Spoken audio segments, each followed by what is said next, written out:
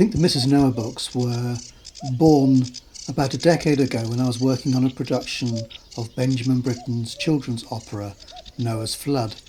And Jackie quite liked my designs, and she liked the idea of the story featuring Mrs. Noah as a real character. So she took that and she wrote the first Mrs. Noah book, Mrs. Noah's Pockets. Now we are about to publish the third book in the series, Mrs. Noah's Song, and I think it's my favourite so far.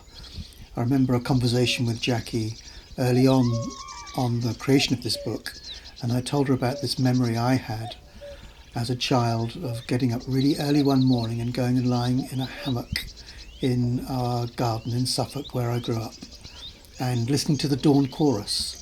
And I'd never heard anything quite like it. It was absolutely rhapsodic, almost transcendental, the most extraordinary, beautiful sounds. It was a real performance. And Jackie very generously has woven that memory into the story.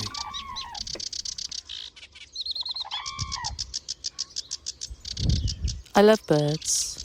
I've always loved birds. I love listening to the language of birds.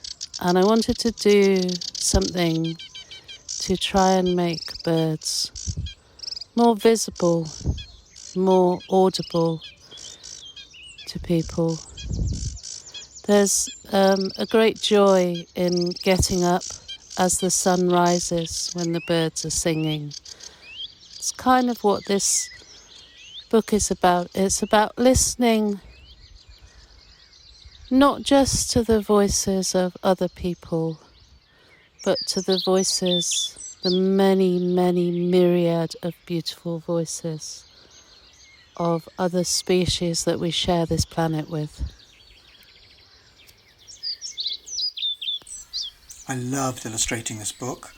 I used collage and cut up all sorts of interesting papers, including sheet music, to go with the theme of music and song.